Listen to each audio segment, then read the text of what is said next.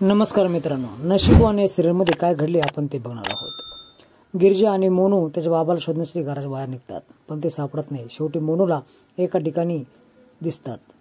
दत्तू बेशुद्ध अवस्थेत असतो। गिरिजा उठवण्याचा प्रयत्न करते, पण तो काही रिस्पॉन्स देत नाही।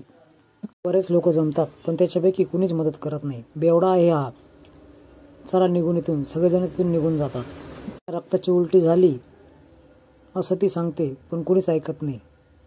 शेवटी तिला एक हातगाडी त्या ठिकाणी दिसते। अक्षरशः टॅक्सी ॲम्ब्युलन्स काही न मिळता ती हातगाडीवर तिच्या बाबांना टाकते। पुढच्या दिशेने ते निघू लागतात। इकडे रुद्राला उर्वशी तिच्याकडे असलेले फोटो दाखवते। त्याच्यामध्ये वासंती आणि प्रभास बोलताना दिसतात।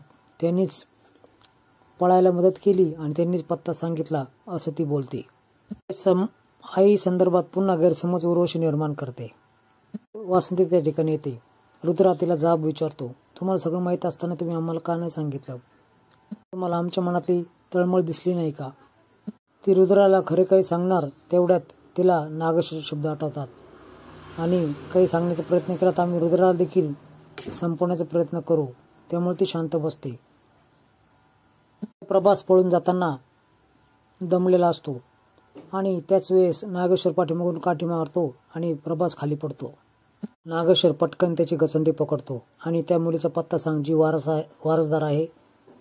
त्यावेळेस मी मेलो तरी वारसदाराचा पत्ता सांगणार नाही असं प्रभास बोलतो। प्रभासला त्रास होऊ लागतो आणि तो बेशुद्ध होऊन खाली पडतो। नागेश्वर देखील गडबडतो की याला काय झालं। प्रभासला हॉस्पिटलमध्ये घेऊन येतात आणि इकडे गिरिजा देखील हॉस्पिटलमध्ये दत्तूला घेऊन पोहोचलेले असते। गिरिजा हॉस्पिटलमध्ये आल्यानंतर डॉक्टर बोलतात की तुम्ही पोलीस केस केली आहेत का? पोलीस केस केल्याशिवाय आम्ही उपचार चालू करू शकत नाही। म्हणून बोलतो की पोलीस कंप्लेंट करायच्या आधी देखील तुम्ही उपचार चालू करू शकता, आम्हाला शाळेत शिकवलं आहे। त्यावेळेस डॉक्टर त्याला आतमध्ये घेतात।